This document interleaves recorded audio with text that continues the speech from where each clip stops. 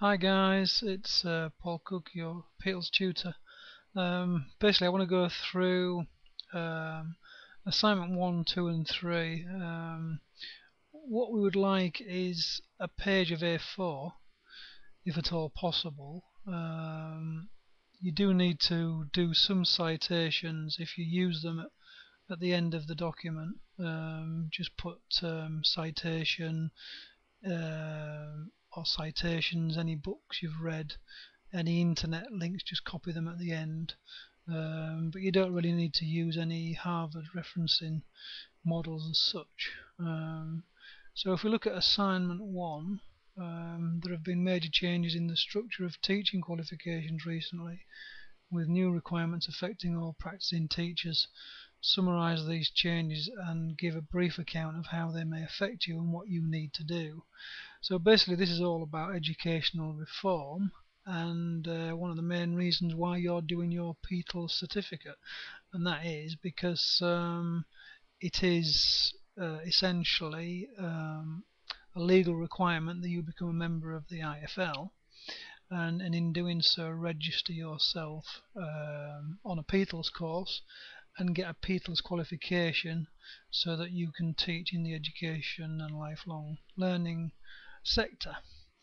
That is a major change in the legislation from 2007, so that's very important. Now the governing body or the organisation that governs teachers is now called the Institute for Learning, the IFL.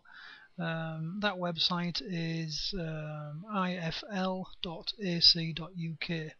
Now on the IFL website you'll find the Reflect system, or the Reflect page as such, that takes you to the CPD, which is the Continuous Professional Development section.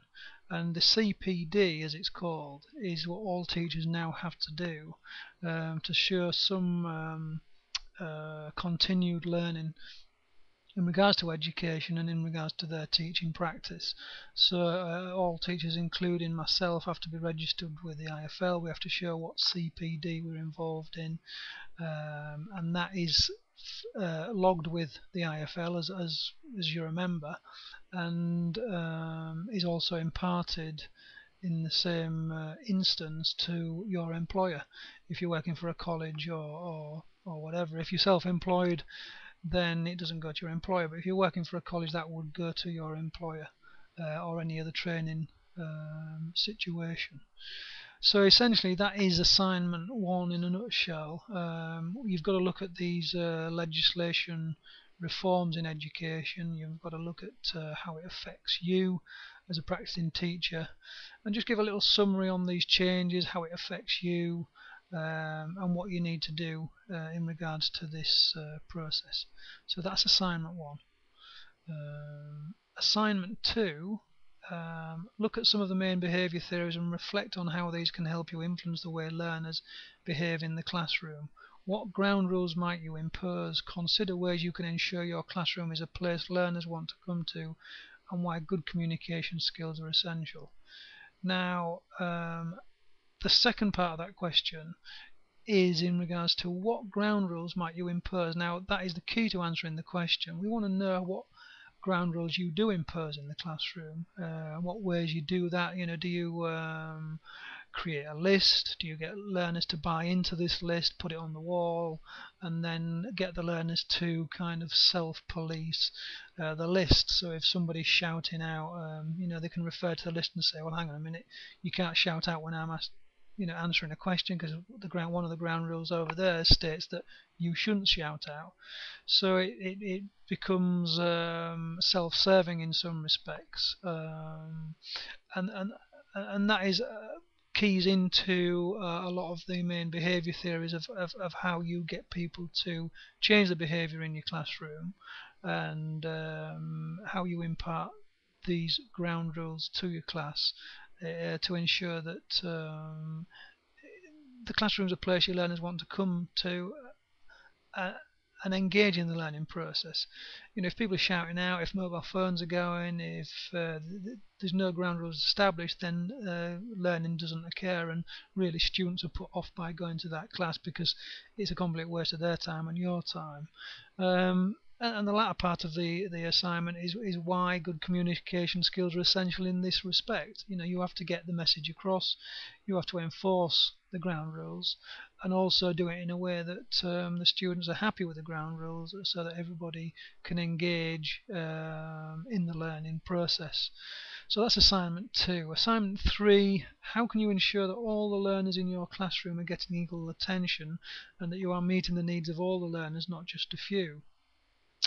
Now, this is inclusive learning, and basically it's all about how you give equal attention to all your learners in your class.